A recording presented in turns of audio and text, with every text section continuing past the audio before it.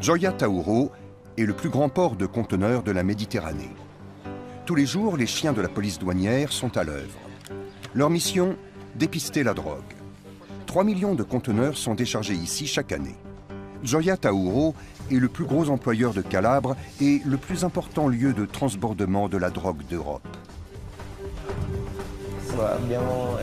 Depuis fin 2011, nous avons saisi près de 5,5 tonnes de cocaïne. Et pourtant, seule une petite partie de la drogue est dépistée. L'or blanc débarqué ici fait de la 'Ndrangheta calabraise la plus puissante organisation criminelle d'Europe. L'objectif des chefs de la 'Ndrangheta n'est pas de s'enrichir davantage, mais de justifier l'argent qu'ils ont déjà. De pouvoir faire sortir à la lumière du jour la fortune qu'ils ont amassée.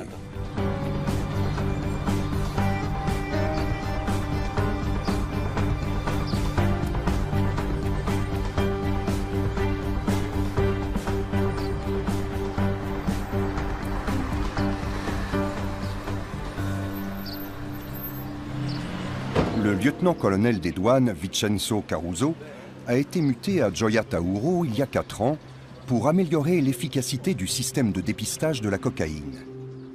Mission accomplie.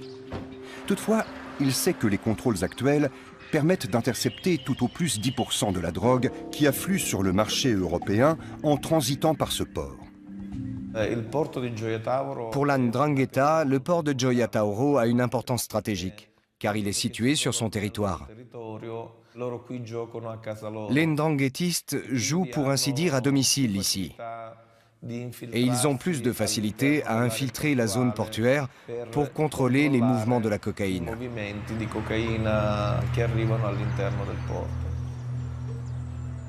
Lors de contrôles aléatoires, Vincenzo Caruso et son équipe ont constaté que certains conteneurs avaient été scellés frauduleusement. Ils avaient été ouverts avant d'être embarqués en Amérique du Sud. On y a introduit de la cocaïne, puis on les a refermés avec de faux scellés extrêmement bien contrefaits. Nous nous sommes rendus compte que ces conteneurs étaient utilisés comme des chevaux de Troie par le crime organisé.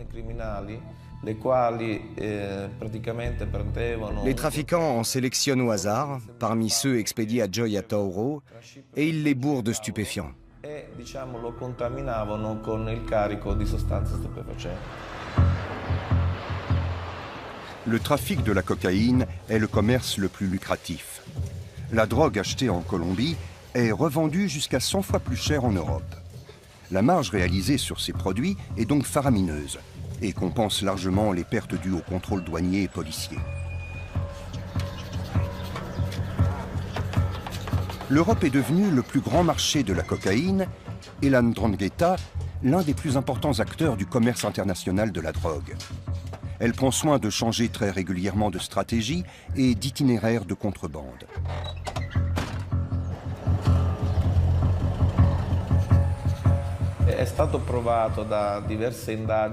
Récemment, il a été prouvé grâce à des enquêtes réalisées par la police des douanes qu'une partie des employés du port appartenaient à des organisations criminelles.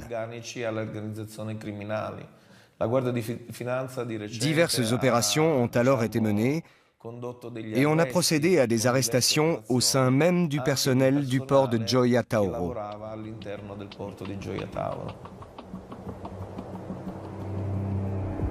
La 'Ndrangheta était déjà l'organisation mafieuse la plus puissante de Calabre, bien avant la construction du port à la fin des années 80. Divisée en 160 clans, elle règne sur le sud de l'Italie depuis plus de 80 ans. D'origine rurale, cette mafia régionale s'est d'abord enrichie par le biais du racket, des enlèvements et des projets de construction douteux. Le trafic de cocaïne a fait d'elle un géant du crime opérant à l'échelle mondiale, avec 6000 membres et un chiffre d'affaires annuel estimé à plus de 50 milliards d'euros. Le journaliste Michele Albanese, originaire de Gioia Tauro, a eu le courage de parler des sombres affaires de la 'Ndrangheta. Il a révélé l'implication de l'un de ses clans les plus redoutables dans des affaires suspectes. Depuis, il figure sur la liste noire de la mafia et ne peut plus sortir de chez lui sans garde du corps.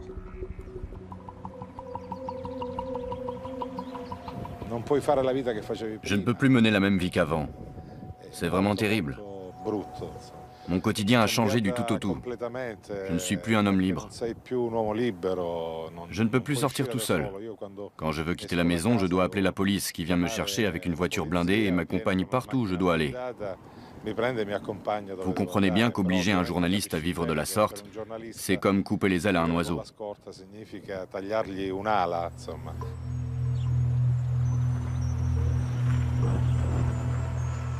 Michele Albanese dénonce les agissements de la 'Ndrangheta depuis plus de 20 ans. Il voudrait que les Calabrais osent enfin parler des crimes de la mafia pour lui faire perdre ainsi de sa puissance. La 'Ndrangheta freine le développement économique, car lorsqu'une entreprise veut s'implanter dans le coin, les hommes de la mafia lui tombent immédiatement dessus pour lui demander le pizzo, des pots de vin, bref, lui extorquer de l'argent. C'est assez dissuasif. La mafia prélève sa part sur tous les investissements, ou presque, en Calabre. Par exemple, chaque kilomètre de l'A3, situé sur son territoire, lui a rapporté des millions d'euros. Une autoroute dont la construction n'en finit pas, entravée depuis des décennies par des manœuvres mafieuses. La 'Ndrangheta a investi une partie de ses gains illicites dans des projets de construction douteux. Cette vidéo de sources policières montre les investissements immobiliers des clans Morabito et Aquino. On estime à 420 millions d'euros la valeur totale des biens mis sous séquestre en 2013.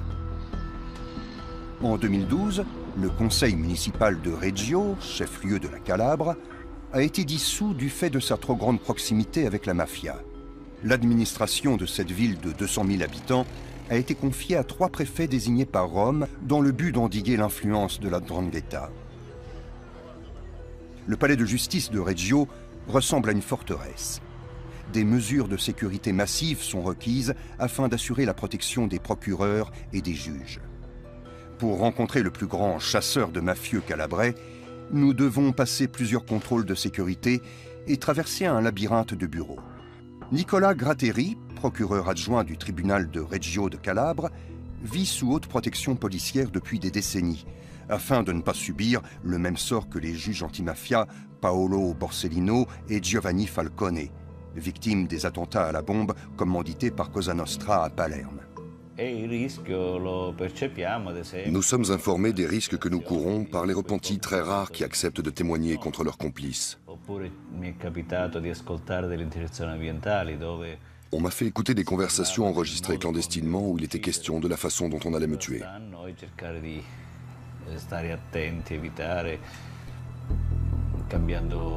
Nous devons être très prudents, éviter certains endroits, changer régulièrement de parcours, d'heure. Je ne vais plus au cinéma depuis près de 30 ans. Nicola Gratteri a fait de la lutte contre la mafia sa raison de vivre. La structure de la 'Ndrangheta est avant tout familiale. La caractéristique principale de cette organisation mafieuse est donc le lien du sang qui lie ses membres. Ce lien la rend dure, granitique, impénétrable. Et la probabilité que l'un d'entre eux collabore avec la justice est quasi nulle.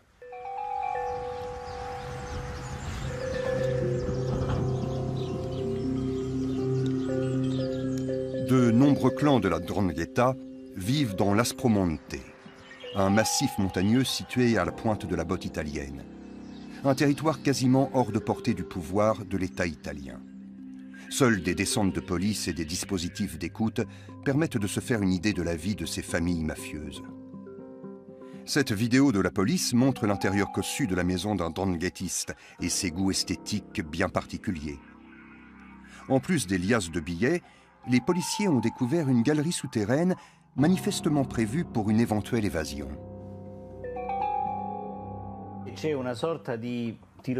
Pour intégrer la 'Ndrangheta, il faut d'abord effectuer une sorte de stage. Cette période d'apprentissage dure 1 ou 2 ans, au cours desquels le jeune apprenti est encadré par un adulte déjà affilié à la 'Ndrangheta. Cette vidéo filmée secrètement par la police a fait sensation. Pour la première fois, on assistait à l'un de ces rituels initiatiques quasi religieux qu'affectionne la 'Ndrangheta.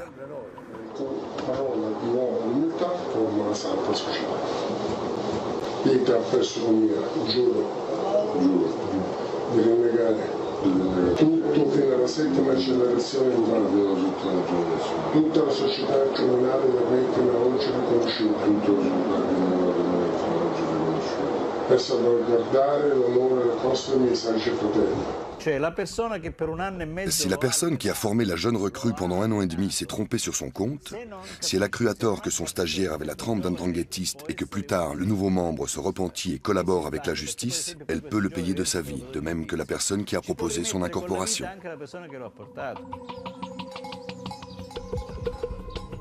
Le meurtrier qui a tué 6 personnes à l'arme automatique dans la ville allemande de Duisbourg en 2007 venait de ce village dénommé San Luca.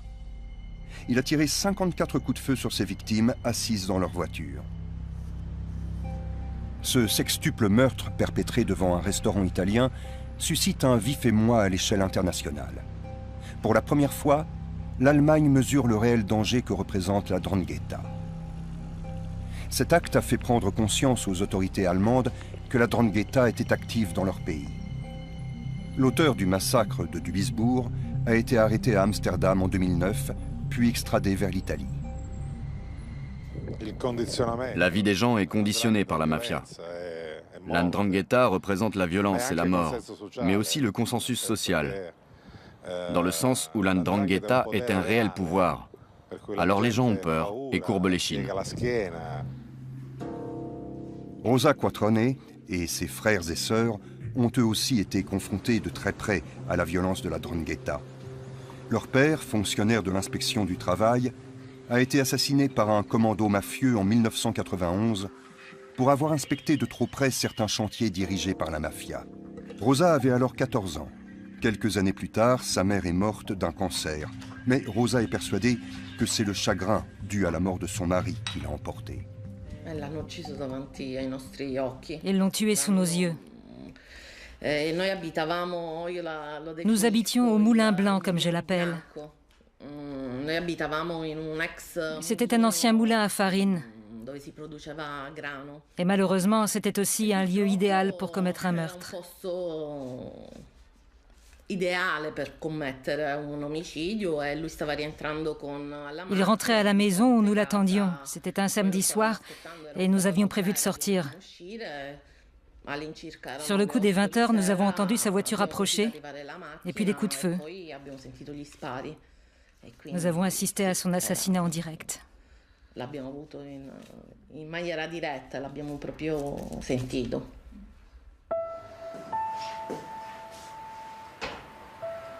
La famille s'est d'abord sentie isolée, l'État refusant de reconnaître le meurtre de Demetrio Quattrone comme un acte mafieux. Il a fallu attendre 7 ans pour que le père de Rosa soit reconnu comme victime de la 'Ndrangheta.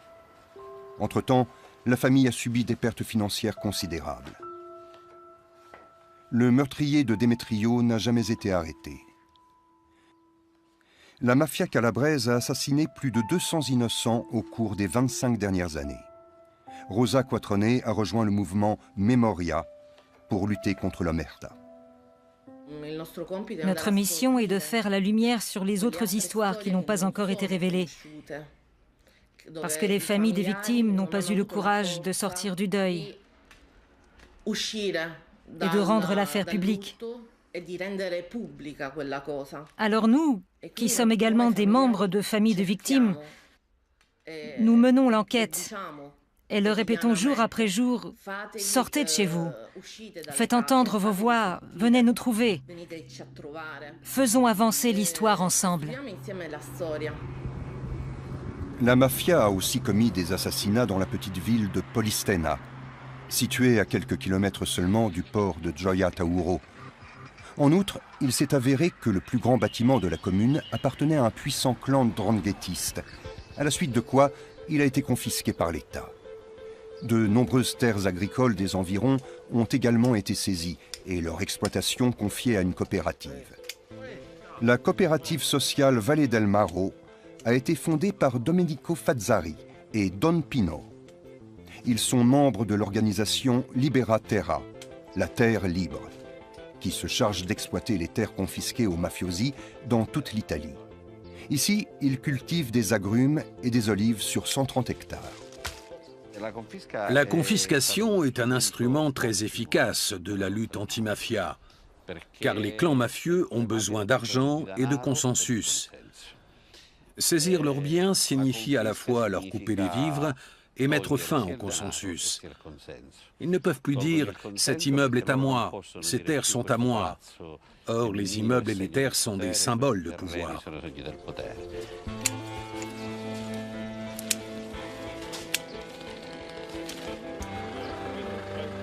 La coopérative dirigée par Domenico Fazzari pratique l'agriculture biologique et vend ses produits dans toute l'Italie.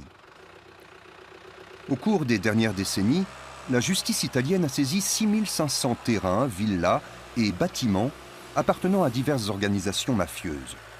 Une action d'envergure sans égale en Europe. L'organisation Libera Terra est désormais un important pilier de la lutte anti-mafia en Italie. Ses membres doivent être constamment sur leur garde. Au fil des années, plus de 10 ans ont passé. Nous avons essuyé un certain nombre d'attentats. Ils s'en sont pris à nos outils, à nos équipements. Ici, ils ont saboté les tracteurs et autres machines. Ailleurs, ils ont pillé ou incendié les exploitations. Nous sommes contraints de déplacer les machines en camion d'un terrain à l'autre en fonction des cultures.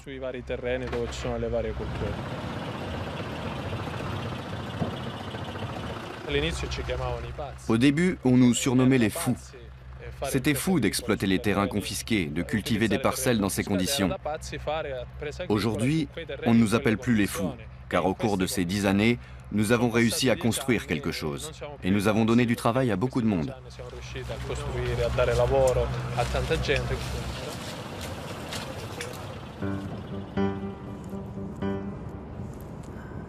Les coopératives et les mouvements citoyens ne sont pas les seuls à innover dans la lutte contre la mafia ces derniers temps. L'État a lui aussi affiné ses méthodes.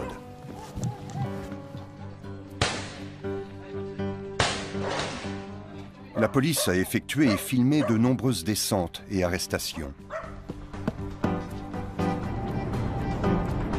Le perfectionnement des méthodes d'investigation et des systèmes d'écoute augmente la pression exercée sur les organisations mafieuses et de plus en plus de ndranghètistes sont identifiés et traduits en justice. Mais les magistrats manquent encore de preuves suffisantes contre l'élite de la mafia calabraise.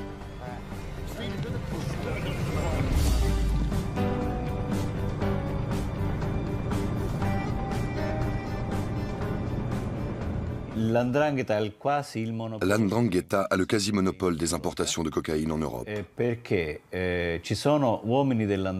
Car certains de ses membres sont installés en Amérique du Sud et font office de brokers. Ils achètent le plus de cocaïne possible pour l'avoir au prix le plus bas.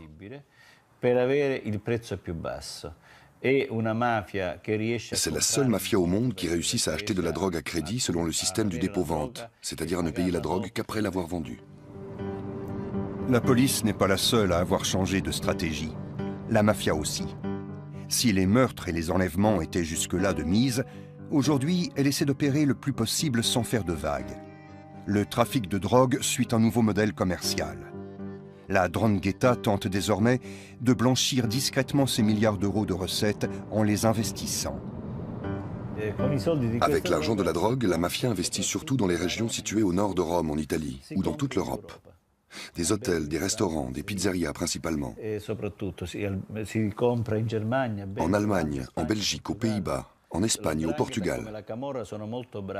La 'Ndrangheta comme la Camorra se sont illustrés dans le monde de la construction immobilière. Elles ne le font pas seulement pour gagner de l'argent, c'est aussi une question de prestige. Être présent à l'Expo Milano 2015 et avoir travaillé pour une famille mafieuse est une démonstration de pouvoir. En mai 2015, l'exposition universelle de Milan ouvre ses portes. La 'Ndrangheta a compris depuis des années déjà qu'investir dans l'immobilier autour de cet événement mondial était une occasion en or d'infiltrer l'économie légale.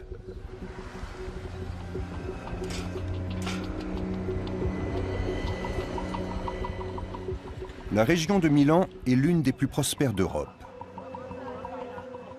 De nombreuses familles calabraises ont émigré vers le nord au cours des dernières décennies. La 'Ndrangheta en a profité pour s'établir dans la région, elle aussi.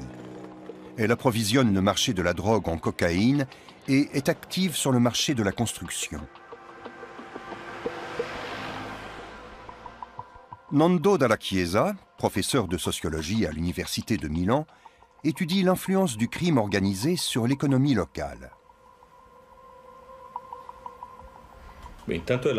La 'Ndrangheta est la plus puissante de toutes les organisations mafieuses. Elle se ramifie de plus en plus, notamment en Lombardie, dans le Piémont, en Ligurie et aussi de bien des façons en Émilie-Romagne. Elle a cela de particulier qu'elle est conquérante. Elle ne se contente pas de faire des affaires, elle conquiert des territoires, et autant que possible dans les régions du Nord. Les travaux de réaménagement de ce canal, à l'occasion de l'exposition universelle, ont eux aussi profité à la mafia. Menacés de représailles, les entrepreneurs n'ont pas eu d'autre choix que de coopérer. Le préfet de Milan a changé. On est passé d'un préfet qui prétendait que la mafia n'existait pas à un préfet qui a pris plus de 70 mesures d'interdiction à l'encontre des entreprises mafieuses, les obligeant à cesser leurs activités. Mais la mafia est active dans de nombreux secteurs, comme celui des travaux publics, celui des travaux de terrassement et le secteur des services. Transport, restauration, nettoyage, tourisme. Tout cela, elle le fait encore aujourd'hui.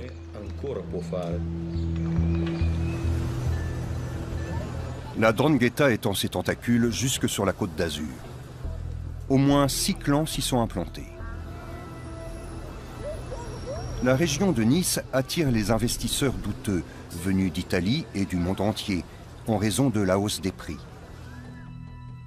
La journaliste Hélène Constanti a publié un livre sur l'influence de la mafia implantée dans le sud de la France. Cette famille Pellegrino n'était pas seulement présente dans ils avaient des entreprises de terrassement, de travaux publics, de bâtiments en Italie, mais ils avaient aussi créé des filiales en France. Une entreprise de terrassement dans la ville de Menton, qui est vraiment la ville frontière avec l'Italie, et avait obtenu des marchés de la façon la plus tranquille et la plus ordinaire possible. C'est la police italienne qui a fini par mettre au jour les activités criminelles de la famille Pellegrino et par confisquer leurs propriétés à Bordighera, tout près de la frontière avec la France. Cette famille avait totalement infiltré la ville de Bordighera, le conseil municipal a été dissous, l'État a pris le contrôle de la ville, puisque tous les pouvoirs publics locaux étaient infiltrés par la mafia calabraise.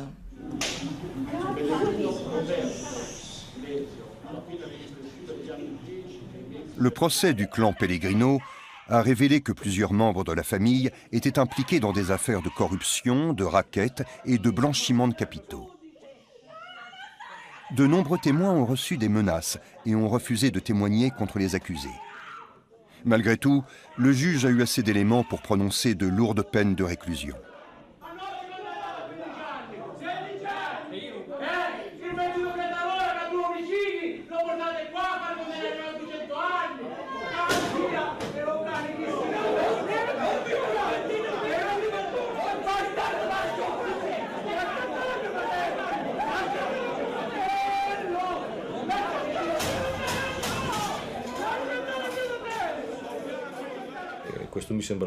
Le concept de colonisation me semble être l'aspect le plus important, c'est-à-dire la capacité à influencer la manière de penser des gens, à conditionner les esprits, à influer sur le comportement des administrations publiques.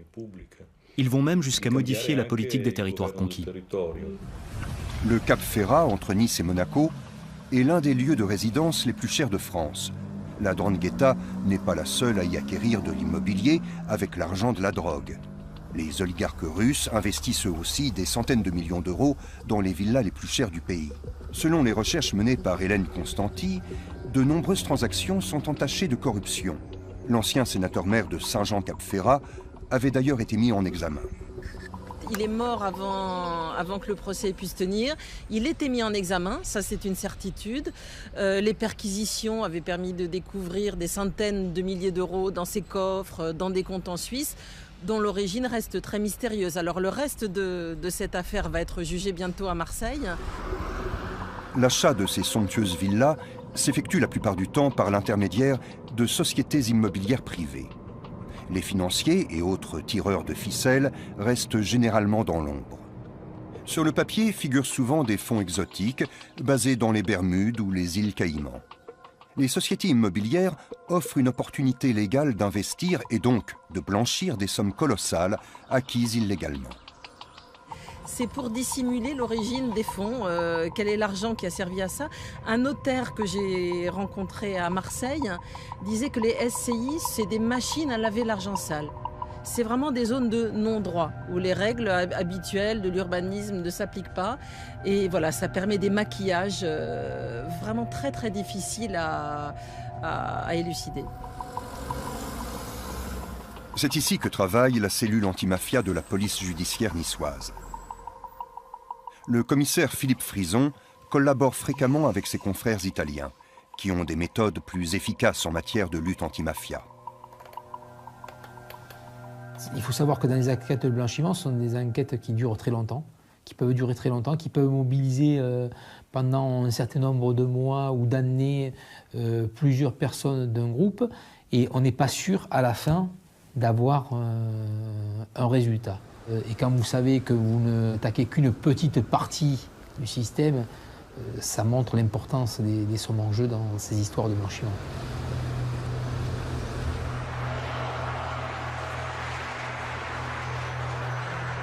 Si la mafia est très active dans le sud de l'Europe, elle l'est aussi dans le nord, depuis longtemps déjà. L'Allgäu, dans le sud-ouest de la Bavière, est l'un des grands fiefs de la 'Ndrangheta. Il y a des liens historiques. Dans les années 50, beaucoup d'Italiens sont allés chercher du travail en Allemagne, et notamment dans l'Allgäu. Parmi eux, il y avait des habitants de San Luca. Ils ont durablement marqué Kempten, la principale ville de la région. Au départ, ils venaient y chercher du travail, mais beaucoup d'entre eux avaient des liens familiaux avec la 'Ndrangheta. Dans les années 80, quand la police italienne a décidé de faire véritablement la chasse aux mafieux, ceux-ci ont cherché refuge chez leurs parents installés à l'étranger. C'est ainsi que beaucoup se sont retrouvés à Kempten, où ils ont poursuivi leurs affaires. Giorgio Basile, l'un des tueurs les plus redoutés de la mafia, a 30 cadavres sur la conscience. Il a voulu se cacher dans l'Allgäu, mais a été intercepté et arrêté par la police. Acceptant de témoigner contre ses complices, le tueur a largement contribué à faire avancer la lutte contre la 'Ndrangheta. Bientôt, la police met la main sur un entrepôt de drogue maquillé en pizzeria en plein centre de Kempten.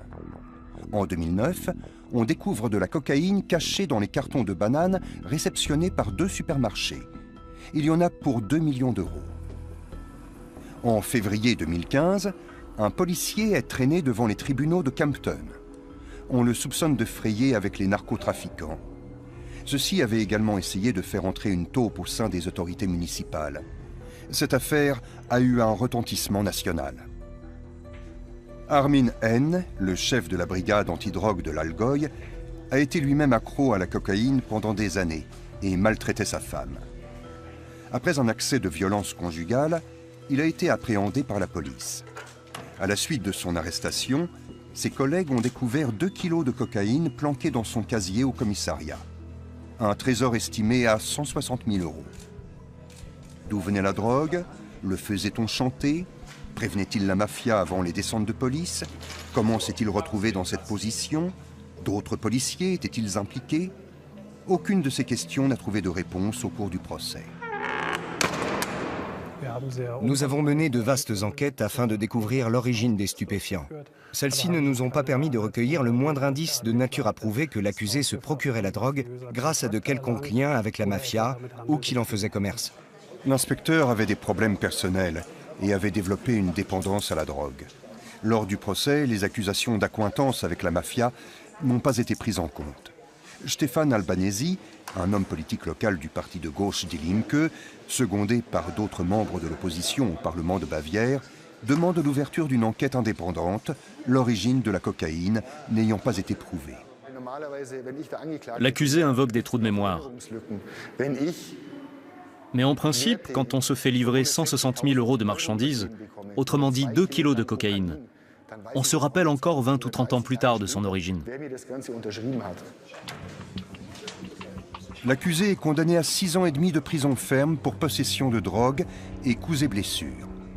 La présence de la mafia dans l'Algoï, depuis de nombreuses années, laisse supposer qu'il pourrait s'agir d'un complot. Le fait que 2 personnes se soient suicidées depuis l'arrestation de l'inspecteur de police alimente les spéculations. En effet, un Italien soupçonné d'entretenir des liens avec la mafia et un procureur impliqué dans l'enquête sont morts.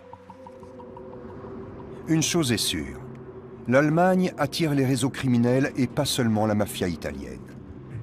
L'Office fédéral de police criminelle, BKA, a instruit 9000 dossiers l'an dernier. Les sommes en jeu sont estimées à 720 millions d'euros. Et ce n'est là que la partie émergée de l'iceberg, comme le fait remarquer le commissaire de police Sebastian Fiedler, qui poursuit les mafiosi depuis des dizaines d'années. Le crime organisé à l'échelle nationale comme internationale est l'une des pires menaces qui soit. Et cette menace n'est pas prise suffisamment au sérieux.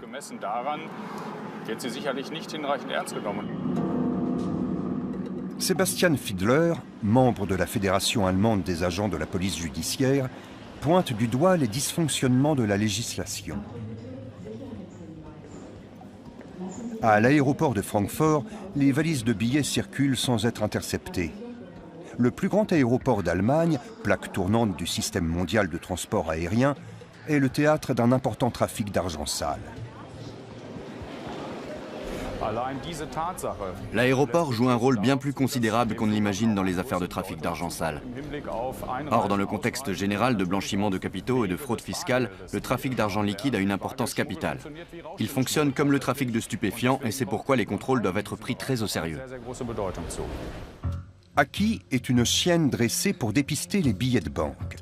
Elle flaire les bagages des voyageurs pour détecter les millions que la mafia de la drogue essaie de faire passer en Allemagne. Plusieurs dizaines de chiens de détection travaillent ainsi sur les principales plaques tournantes du pays et permettent, rien qu'avec les contrôles aléatoires, de mettre la main sur au moins 100 millions d'euros chaque année. À l'intérieur de la zone euro, il est particulièrement facile de faire passer de grosses sommes, grâce notamment aux billets de 500 €. 1 million d'euros en billets de 500 ne pèse que 2 kilos. En dollars et en livres sterling, il n'y a pas de gros billets. Les chiens dressés pour traquer les billets de banque flairent un mélange d'odeurs, celle du papier, de l'encre et de l'environnement culturel. Aki a détecté quelque chose. Elle réclame sa récompense. La valise est fouillée. Elle ne contient cependant qu'une quantité dérisoire d'argent. Pas de billets de 500 € ici. Avec les billets de 500 €, on peut faire passer de gros montants dans des contenants assez petits. S'il fallait faire passer les mêmes montants en coupures de 50 ou 100 €, il faudrait plus de place. Les billets de 500 sont pour ainsi dire prédestinés au trafic d'argent sale.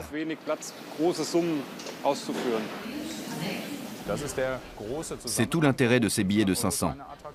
Pour le citoyen lambda et dans le circuit économique normal, dans la vie quotidienne, ils n'ont aucun intérêt. Je vous mets au défi de trouver quelqu'un qui se balade avec des billets de 500 en poche. D'ailleurs, il n'y a pas beaucoup de magasins qui les acceptent. C'est pourquoi il est urgent de supprimer ces billets de 500 €, et pas seulement en Allemagne, mais dans toute l'Europe. En Europe, selon les estimations, les organisations criminelles réalisent chaque année des profits de plus de 100 milliards d'euros, le tout en liquide. Ces sommes mirobolantes ne deviennent toutefois réellement dangereuses que lorsqu'elles sont investies sans éveiller les soupçons ou déposées sur des comptes en banque plutôt qu'entreposées dans des cachettes. C'est précisément le but du blanchiment d'argent.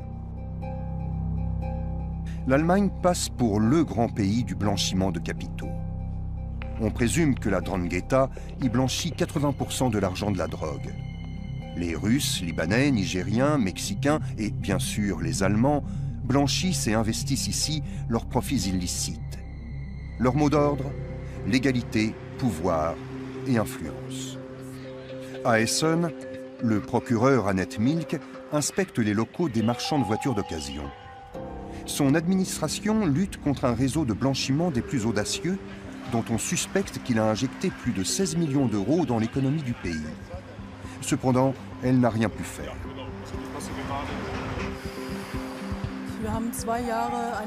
Nous avons placé quantité de téléphones sur écoute pendant 2 ans, ce qui a engendré des coûts énormes. Nous avons mené des investigations financières très onéreuses pour découvrir d'où vient l'argent et mettre la main sur les coupables, après avoir prouvé que cet argent n'avait pas été acquis légalement. Au bout du compte, le résultat a été très décevant. Ce commerce de voitures d'occasion était l'une des organisations de façade des blanchisseurs d'argent. L'adresse était connue des mafieux des 4 coins du monde, qui y voyaient un service de blanchiment sûr. Son chef, Yehia K, est germano-libanais. Le principe est simple. Les blanchisseurs achètent et vendent des voitures. Ils génèrent ainsi des dépenses et des recettes en liquide non vérifiables. Ils y mêlent de l'argent sale, puis versent ces sommes sur des comptes d'entreprise et payent gentiment leurs impôts, le plus légalement du monde. Pour les autorités, il est extrêmement difficile de contrôler la provenance des fonds déclarés. L'argent sale est introduit en Allemagne par des passeurs qui vont le chercher directement chez les clients, comme les trafiquants de drogue espagnols, italiens ou d'Afrique de l'Ouest. Ça se passe plus ou moins comme dans les romans ou les films d'espionnage. L'argent est transporté dans des valises. C'est comme ça que des sommes dépassant parfois le million d'euros peuvent passer les frontières. Les blanchisseurs prennent jusqu'à 15% de commission. Et le ministère public est impuissant. Ce n'est pas comme si le blanchisseur devait nous prouver qu'il a gagné son argent de façon légale. C'est précisément l'inverse. C'est nous qui devons non seulement prouver que son argent provient d'activités illégales, mais aussi pouvoir citer les sources en question avec précision, ce qui est bien souvent très difficile. Annette Milk et ses collègues ont essayé malgré tout. Pendant plus de 2 ans, ils ont rassemblé des preuves et surveillé les comptes des blanchisseurs présumés. Des agents ont même été chargés d'infiltrer le réseau de blanchiment pour avoir une meilleure visibilité sur ses transferts d'argent, ses activités commerciales et ses contacts. Tout a été passé au peigne fin. Hélas, une perquisition n'a pas permis de collecter les preuves suffisantes selon la loi allemande pour prouver qu'on blanchissait ici l'argent de la drogue et d'autres commerces illégaux. Montres et voitures de luxe n'ont pu être confisquées faute de pouvoir prouver d'où venait l'argent qui avait servi à les payer. Cet argent ne m'appartient pas. Il vient d'un commerce automobile. Et j'ai une famille riche qui me donne régulièrement de l'argent pour que je puisse vivre correctement. Voilà le genre d'explications auxquelles nous avons eu droit. Et même quand nous avons la certitude que ce sont là des mensonges, nous ne pouvons rien faire si nous n'avons pas les preuves suffisantes pour les réfuter.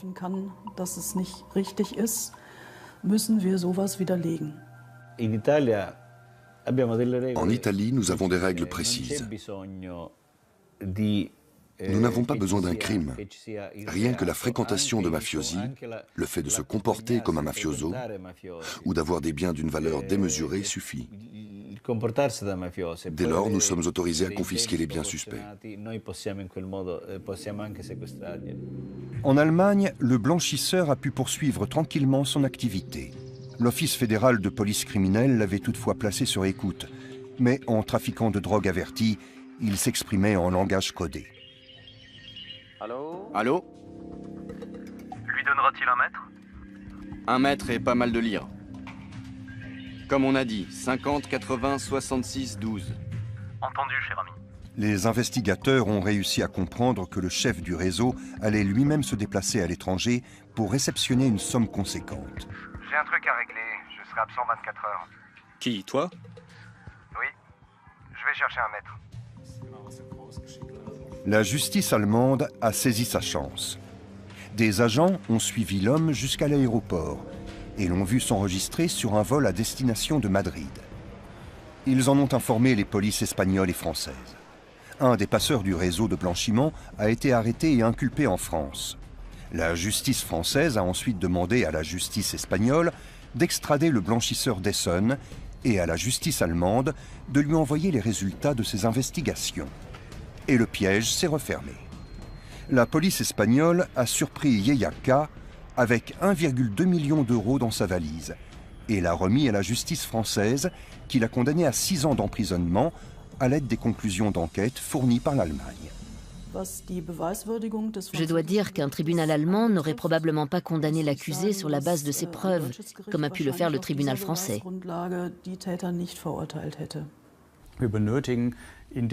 Dans les cas où il s'avère qu'il s'agit bel et bien d'argent sale, nous devons pouvoir confisquer cet argent plus facilement. Nous devons renverser la charge de la preuve. Quand nous avons des raisons sérieuses de penser qu'un individu ne gagne pas sa vie par des moyens licites et possède néanmoins des biens de grande valeur, nous devons avoir la possibilité de confisquer ces biens, à charge pour lui d'en établir l'origine licite. À Berlin, la lutte contre le blanchiment relève principalement de la responsabilité du ministère des Finances. Or, celui-ci ne semble pas s'inquiéter outre mesure du fait que des réseaux criminels internationaux blanchissent leur argent en Allemagne et infiltrent les organes vitaux du pays. Nous avons tenté plusieurs semaines durant d'obtenir une interview, mais elle nous a été refusée sous prétexte de manque de temps. Le ministère a fini par nous envoyer une réponse écrite, mais celle-ci est très générale. Toutes les questions pointues ont été ignorées. La loi allemande relative à la lutte anti-blanchiment respecte les critères internationaux. On nous sert toujours les mêmes mauvaises excuses. Le gouvernement dit appliquer formellement les recommandations et directives de l'Union européenne. Or, nous, ce que nous voulons, c'est pouvoir lutter efficacement contre le blanchiment et en cela, nos objectifs sont diamétralement opposés. Il y a 2 ans déjà, l'accord de coalition du gouvernement allemand annonçait une simplification des procédures de saisie des biens acquis frauduleusement. Mais aucune mesure concrète n'a été prise depuis. Le gouvernement s'était engagé auprès d'une commission de l'OCDE à rendre punissable au moins le blanchiment effectué par les trafiquants eux-mêmes, et ce d'ici 2014. Mais il n'a encore rien fait. L'avantage en Allemagne, c'est qu'il n'y a pas de contrôle ni de lutte anti-mafia vraiment poussée. C'est vrai que sans véritable législation anti-mafia, les trafiquants sont tranquilles. Ils peuvent acheter ce qu'ils veulent, ils savent que personne ne viendra les embêter. Même s'ils blanchissent de l'argent, personne ne viendra fouiner dans leurs affaires. Il suffit qu'ils paient leurs impôts pour ne pas être inquiétés. C'est le trafic de drogue qui rapporte le plus au crime organisé. Mais les gains réalisés ne sont réellement exploitables qu'une fois déposés sur des comptes en banque ou investis dans des affaires licites. Cette femme travaillait pour le service anti-blanchiment d'une banque. Avec sa collègue, elle a découvert des indices laissant à penser que de grosses sommes d'argent sale transitaient par des comptes au sein de sa banque. Les 2 femmes ne souhaitent pas décliner leur identité. Elles ont peur des hommes qui se cachent derrière ces transactions. Je devais examiner les relations entretenues avec les clients, repérer les transactions douteuses, contrôler les relations commerciales des clients, afin de déterminer s'il était pertinent de les signaler aux instances d'enquête judiciaire. Les banques allemandes sont légalement obligées d'affecter du personnel à la prévention contre le blanchiment. Mais qu'arrive-t-il quand celui-ci identifie des opérations douteuses?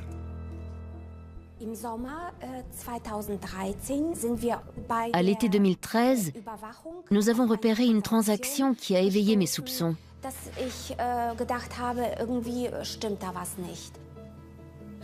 En épluchant le dossier, nous avons découvert une photocopie du passeport d'Eric Van Agels.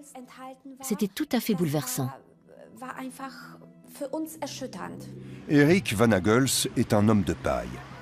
En réalité, ce serait un SDF lituanien dont l'identité et le passeport sont utilisés par un réseau de blanchiment. La justice connaît son nom depuis des années. Il apparaît dans quelques 300 entreprises, principalement en Europe de l'Est. Leur répartition géographique figure clairement sur ce graphique de l'Institut de recherche Economic Crime Intelligence. Nous avons analysé les dossiers bancaires de 7 groupes de clients. Au 26 juin 2013, nous avions trouvé dans 6 d'entre eux des indices qui suggéraient des liens avec le réseau de blanchiment de capitaux. Des noms utilisés par le réseau pour désigner des prétendus actionnaires, sociétaires, directeurs ou secrétaires de sociétés offshore. La banque sollicite un soutien pour approfondir son examen. Il sera de courte durée. On nous a interdit à plusieurs reprises de mener des recherches plus poussées. Nous avons trouvé cela étrange.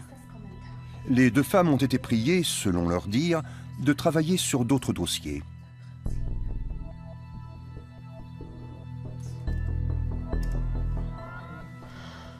Et le 30 septembre 2013, on nous a licenciés sans préavis. Officiellement, il s'agit d'un renvoi pour raison formelle. Il fera finalement l'objet d'une transaction. La banque refuse toute interview filmée. Par écrit, elle réfute tout ce qui lui est reproché, en alléguant avoir délégué les recherches à un organisme externe. Les analyses externes conduites par des sociétés d'audit ont démontré que les systèmes de la banque ont toujours fonctionné efficacement. Peut-on se fier à ces audits externes? Les plus grandes banques allemandes ont leur siège à Francfort. Andreas Frank les connaît bien pour avoir travaillé lui-même dans ce monde-là. Il lui a tourné le dos lorsqu'il a commencé à soupçonner certains de ses collègues d'aider des criminels à blanchir de l'argent sale. Il a rendu l'affaire publique et a subi de lourdes représailles. Il continue néanmoins son combat. Andreas Frank a fait de la lutte contre le blanchiment sa mission. Il a accusé le gouvernement fédéral de ne pas appliquer les directives de Bruxelles. 2 recours en manquement ont été engagés et l'Allemagne a été sommée d'améliorer son système de lutte anti-blanchiment. Lorsque j'ai commencé à pointer du doigt les déficiences de l'Allemagne en matière de lutte anti-blanchiment, je pensais que ça se limitait au secteur non financier. Aujourd'hui, je constate que le secteur bancaire est lui aussi fortement concerné.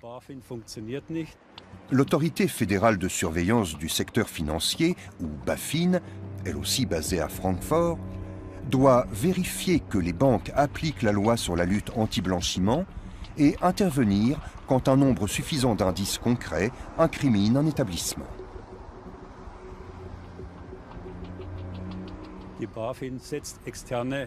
La BaFin fait appel à des sociétés d'audit externes qui ont pour partie été elles-mêmes mêlées à des affaires de blanchiment par le passé et même été condamnées, du moins aux États-Unis.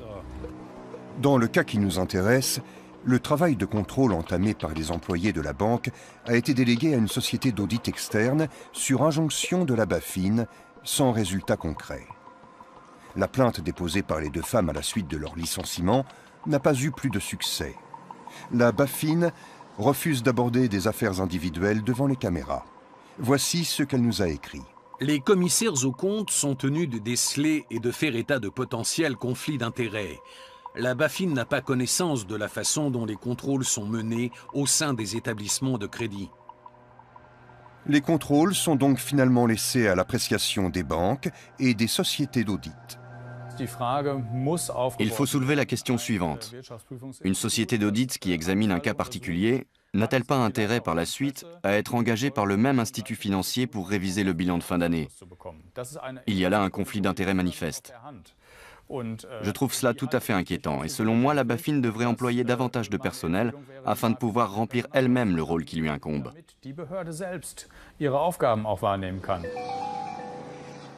La BaFin dépend du ministère des Finances. Et voici ce que celui-ci a écrit. Le groupe d'action financière a établi après examen que l'Office fédéral de surveillance du secteur financier respectait les normes internationales.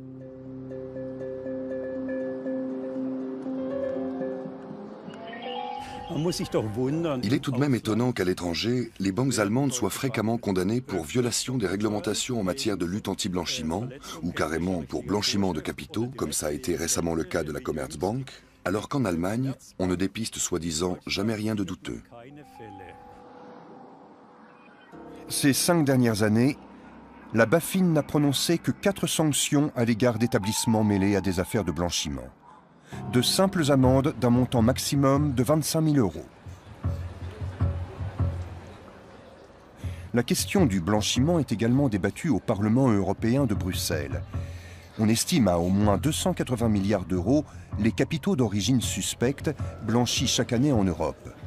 Avec quelques confrères de la police judiciaire, Sebastian Fiedler est venu parler des aspects pratiques du problème.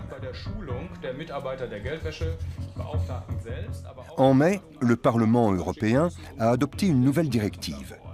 Les propriétaires effectifs de sociétés privées doivent désormais figurer sur des registres centralisés afin de faciliter les investigations. L'important, c'est que les règlements adoptés par l'Union européenne soient bel et bien appliqués. Appliqués concrètement. Je souligne bien concrètement, il ne s'agit pas de les appliquer formellement comme par le passé. L'Europe doit faire pression en ce sens sur les États membres. Les gouvernements des États les plus puissants d'Europe doivent agir pour protéger leurs ressortissants de l'influence des trafiquants de drogue et des groupes criminels organisés en général. Sont visés avant tout l'Allemagne, la France, l'Espagne et l'Angleterre. Les transactions financières doivent être contrôlées plus efficacement par des organismes indépendants. Il faut prendre sans plus attendre les nouvelles mesures contre la dissimulation d'actifs par le biais de sociétés immobilières privées ou de sociétés fantômes.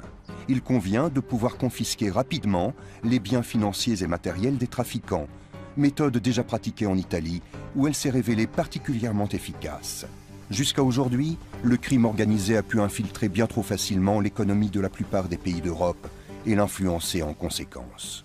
Et s'ils se mettaient à racheter une partie de la presse et de la télévision, ils finiraient par dicter leurs lois dans tous les secteurs, y compris culturels. Et la démocratie dans tout ça.